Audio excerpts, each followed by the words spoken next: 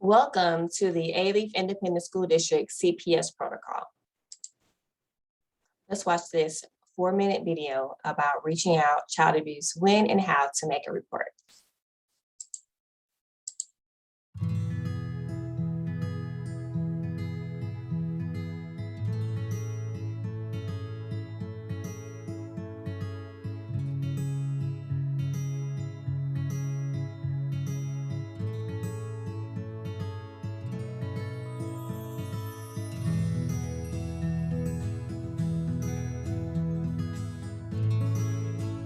When you need to report child abuse is as soon as you suspect it. We want to hear any concerns. I think that the second there's suspicions, that child's life is worth more than being wrong. An investigator will contact you to gather the information of why you're concerned. As a reporter, you have the ability to give your name and information, and you also have the ability to report anonymously. You can expect to be asked as much information as you know. You don't have to have every piece of information that they're asking. Please don't keep that from making a report. They're going to try to get a picture of what has risen to the level for you to suspect abuse. Concerns of child abuse are investigated by Child Protective Services. Child Protective Services is a state agency that is charged with investigating any allegations of child abuse that occur. A child abuse investigation, at minimum, is going to involve a CPS investigator interviewing the child if they're verbal. So that will include often a visit to the home, where they will have a one-on-one conversation with the child to screen for all forms of abuse and really attempt to get a global look at that child's environment. Sometimes people assume that when CPS is involved in a case that means children are going into foster care, and it's just not an accurate interpretation of the work. So many interventions and so many options are considered before that.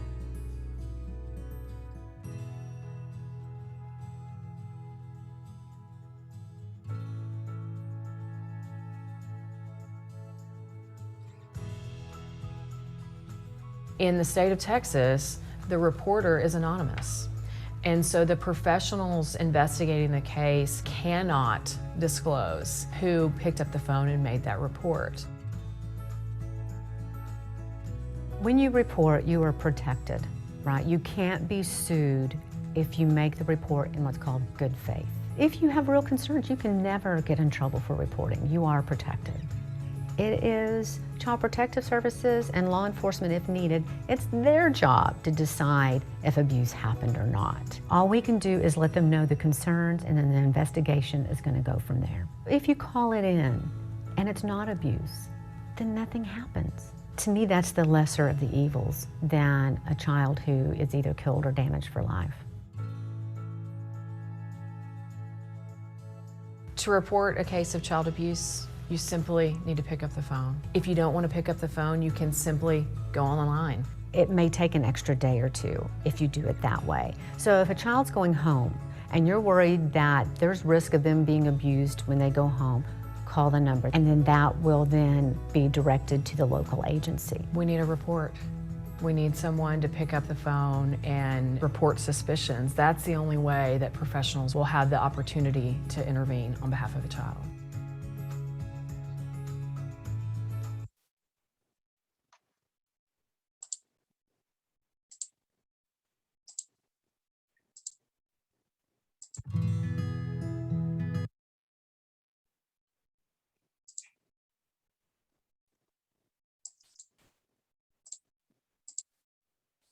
All right, guys.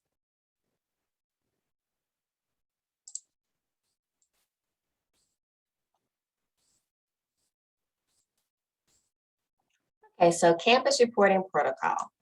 You have 3 options. So any staff member that suspects abuse makes their own report.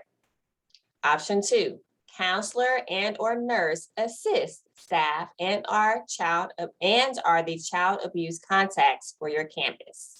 We can assist you as you're completing the reports. Option 3, an anonymous report is made by a staff member. Regardless of which option you choose, please make sure that you inform the counselors, nurse if needed, and administration. Staff member that suspects abuse makes their own report. If abuse is suspected, initial staff member makes a report within 2 days of suspicion, or 48 hours, and document CPS reference number. Staff members should not interview children or check for bruises. Your job is to listen, okay? CPS's job is to do the investigation. Staff member reports and documents. Staff members should immediately talk to their counselor or administrator/principal if the counselors are not available, and completes the CPS report. Counselor or principal will send student to nurse if needed and will inform the Alief Police Department. Counselor and/or nurse assists with the CPS referral. Nurse completes a medical assessment and, if warranted, will contact CPS. Should the counselor or nurse not feel a CPS referral is warranted at the time, a staff member should always make their own report if they think it is needed. So if you conference with us and we feel like it's not necessary for you to make the report, but if you are still feeling a little anxious about it, please go ahead and make a report. I'd rather you make a report than not make a report and there is abuse going on. Counselor or nurse and teacher, whomever the student reports to, completes the CPS report or call and the Alief ISD Police Department reporting form. Email the Alief Police Department reporting form to counselors. Counselors will inform the Alief Police Department. What if CIS, Ms. Vega, reports the abuse? Because of CIS is a guest organization in our district, their legal department does not allow them to complete in writing the Alief Police Department CPS reporting form. They will report in cooperation with the counselors to complete the form, and the counselors will submit the Alief Police Department. We will submit the form to the Alief Police Department. Information you should get from CPS. So you should get the CPS intake worker name and ID number, reference number for call, priority call designation, and the documented form of abuse. So what determines the priority? So once you have made your report, you may be interested in when will CPS start the investigation. So you have 3 priorities or 3 categories. So priority number 1 will be start reporting within 24 hours. Those are the severe cases. For example, severe threat, sexual abuse, danger of death due to neglect. Those cases will start within 24 hours. Priority number 2 will begin in 72 hours. So safety threat that could result in substantial harm, neglect, not following up on medical appointment, but child is not at risk medically. Those will be investigated within 72 hours. And then you have priority not assigned. So requires more information and supervisor reviews before case is investigated. And for example, the report is too vague to meet the criteria or not enough information to locate child or family. You call CPS, now what? Make sure you update the principal and counselors, please. Complete the necessary paperwork. Complete and email counselors the Alief Police Department reporting form. Your counselors or administrator will update or inform the Alief ISD accordingly. How do I follow up with CPS? CPS investigations are confidential. However, there are times when the school counselor can speak to the CPS investigator to get updated information. And sometimes the CPS investigators, they visit our campus and ask for you to attend a meeting to get more information from you and or me or Ms. Johnson or whoever else may be involved, including the nurse and administration. Remember, counselors are the CPS points of contact for the campus. Should teachers or staff be hesitant to report abuse, the counselor can be a supportive presence. We can provide guidance, case conference, allow staff to make the report in our presence. If you need some assistance in completing the report or the call, we can come to your office or classroom, or you can come to our offices and we can help you with that. But please remember, if you suspect abuse, a report has to be made. So this is what the website would look like, and the phone number that you can call, either or. You don't have to do both. Remember, you're either doing the websites or you can call in. This is the Alief Police Department form that we have been discussing. Please complete this form and email it to us so that we can inform Alief Police Department. School counselors can make a difference. All students who are victims of child abuse should meet with the counselor so that safety and mental health needs can be assessed. Here are a few services that may be covered. Safety planning with children, provide necessary community referrals, meet with parents if applicable, okay? It depends on the situation, and provide support in a safe place to process feelings. Forgot a step?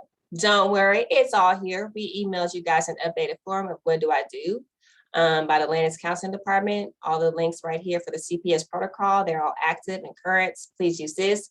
But of course, if you have any other pending questions, please let us know.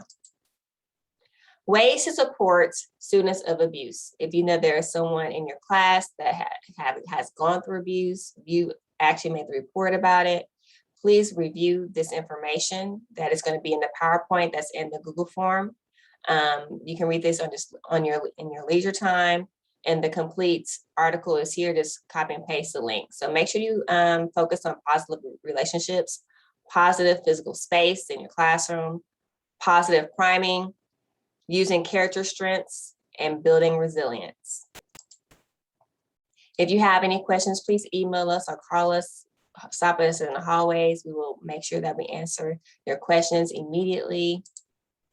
In order to get credit for this training, please complete this exit ticket, and you must make an 80% on the Google form quiz so that you can get credit. If we notice that you did not make an 80% or above, we'll contact you and set up an appointment so that we can kind of review the information we can try to get you to take it in.